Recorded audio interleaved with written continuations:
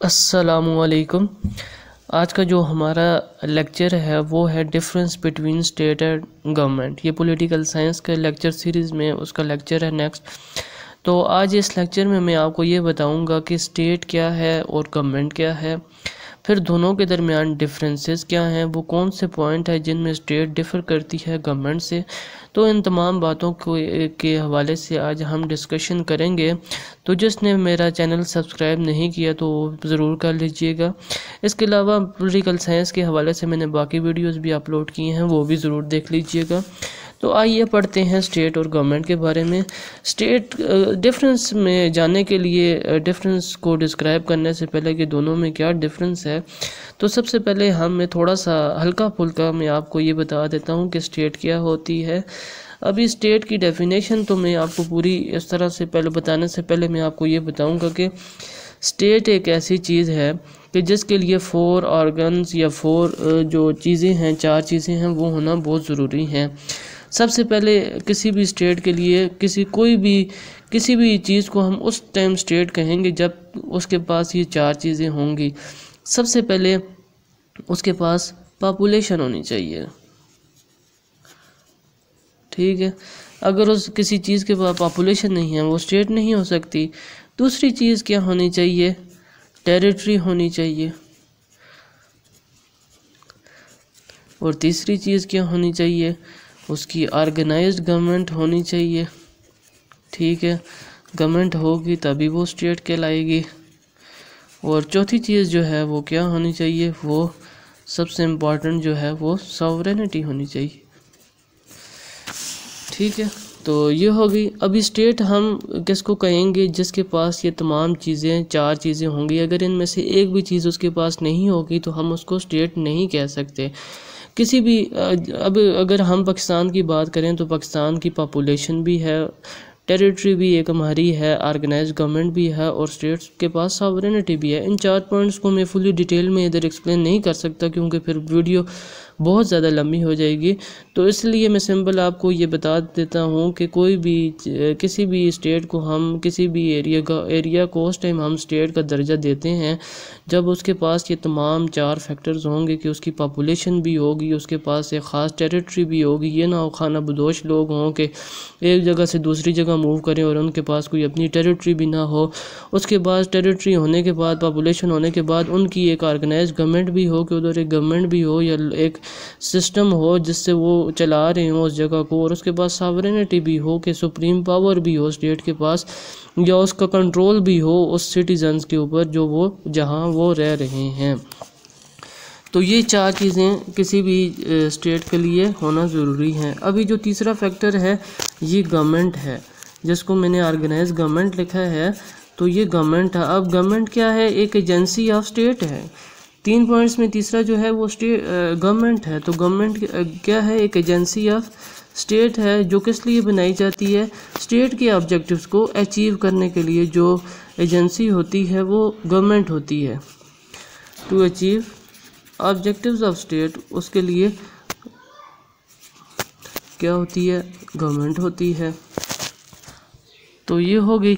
या फिर हम इसको अगर डेफिनेशन के तौर पे लिखें तो हम ये कहेंगे कि group of people which runs the affair of state, कि लोगों का एक छोटा सा मजमूआ जो कि स्टेट के अफेयर्स को चलाते हैं, उनको हम गवर्नमेंट कहते हैं।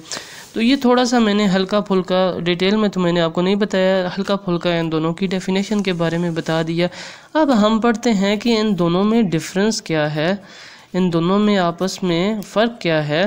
क्योंकि दोनों टर्म्स आजकल के मॉडर्न टाइम में एक ही सेंस में यूज़ होती हैं, हम कहते हैं गवर्नमेंट या स्टेट, लेकिन इन दोनों में डिफरेंस पॉलिटिकल साइंस के स्टूडेंट होने के नाते इसकी, या आप जब पॉलिटिकल साइंस को स्टडी कर रहे हो तो आपको ये पता होना चाहिए स्टेट और गवर्नमेंट में क्या डिफरेंस है।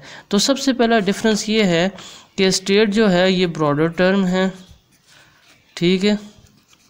स्टेट इज़ ब्रॉडर टर्म, जबकि जो गवर्नमेंट है वो एक नैरो टर्म है, ठीक है। अब ब्रॉडर और नैरो किस तरह हैं? अभी स्टेट जो है वो ओवरऑल हम पूरे जो जिसमें पॉपुलेशन भी होगी, ठीक है, टेरिटरी भी होगी, ऑर्गेनाइज्ड गवर्नमेंट भी होगी, सॉवरेनिटी, इन 4 चीज़ों के मजमूए को हम क्या कहेंगे? स्टेट। जबकि गवर्नमेंट जो है वो सिर्फ एक पार्ट है स्टेट का, ठीक है। Government is a narrower phenomena, ठीक है। गवर्नमेंट एक सिर्फ एजेंसी है स्टेट की, जो कि स्टेट के ऑब्जेक्टिव्स के लिए, इसके अलावा भी बाकी भी 3 चीज़ें और भी हैं, लेकिन स्टेट उनमें सिर्फ एक पार्ट है। तो इसलिए हम कह सकते हैं कि स्टेट जो है वो ब्रॉडर टर्म है, जबकि गवर्नमेंट क्या है, नैरो टर्म है। दूसरी बात क्या है, दूसरा डिफरेंस इनमें क्या है जो सबसे इम्पॉर्टेंट और इजीली आपको समझ आ जाएगी, वो ये है कि स्टेट जो है वो परमानेंट होती है, जबकि गवर्नमेंट क्या होती है, चेंज होती रहती है। ठीक है, तो गवर्नमेंट चेंज होती रहती है। अगर हम देखें तो हर 5 साल के बाद या किसी अमेरिका में 4 साल के बाद क्या होते हैं, इलेक्शंस होते हैं, और जो पुरानी गवर्नमेंट होती है वो सम टाइम चेंज हो जाती है और सम टाइम वही वाली दोबारा से आ जाती है। लेकिन हर 5 साल बाद क्या होता है, इलेक्शंस होते हैं और गवर्नमेंट मोस्टली चेंज हो जाती है। लेकिन हम ये नहीं कह सकते कि स्टेट चेंज हो गई है, हम ये कहते हैं कि गवर्नमेंट तब्दील, हुकूमत तब्दील हो गई है।